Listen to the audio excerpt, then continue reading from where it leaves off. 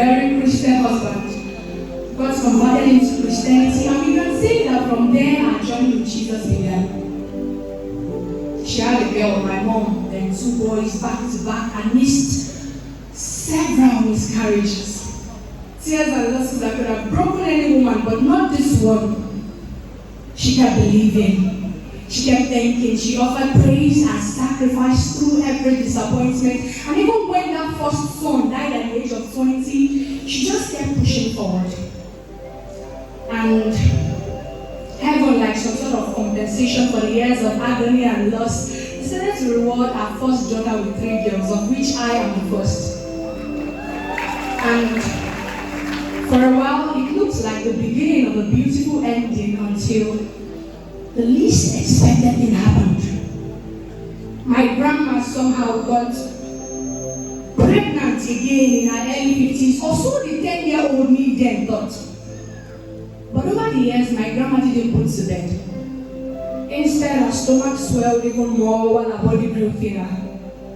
Her strength faded and the laughter became quiet. And in the middle of it all, she had a fallout with this Christian husband. He told her, "I'm no longer interested. I would like for you to leave." And she did, with quiet dignity. She came to stay with us, and though sickness shadowed her everyday life, she never stopped believing. We had morning and night devotions, her, me, my sisters. She didn't miss a single Sunday service or vigil. Not even on the days and nights where she would clutch that swollen stomach and she would say, "God, in here I go." Thinking I wouldn't understand. This went on for 4 years. 4 long years of waiting for healing from agony and faith, believing the God she had found and loving Him still. Long story cut short, she died of that ailment, a condition I now know to be called fibroid. But you see, I look back at her story today as a Christian myself, and I ask questions. I mean, I never heard her speak in tongues. She didn't have that gift like I did. She couldn't even read multiple Bible translations. She was illiterate. She could only speak and read Yoruba to an extent. She didn't even have access to the worship or praise chants or the prayer chants like we do now. But somehow she was content. She was faithful and grateful. How did she never for once murmur or grumble? Humanly speaking, she had the right to be offended in God. I think she knew something we seem to forget. That praise is easy when life is kind. But praise becomes a sacrifice when it costs you something. And for her, it cost her everything.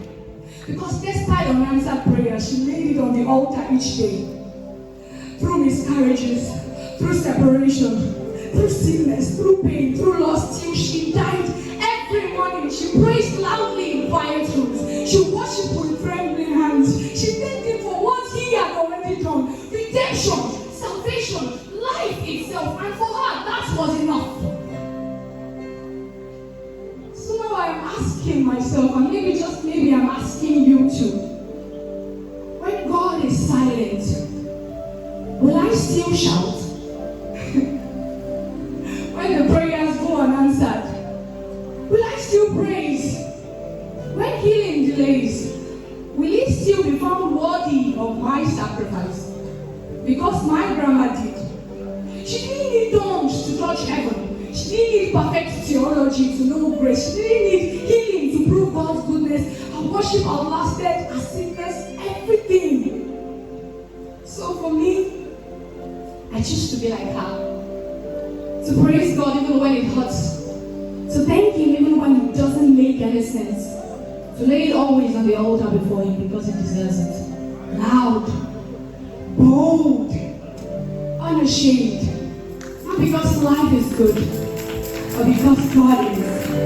Because God is.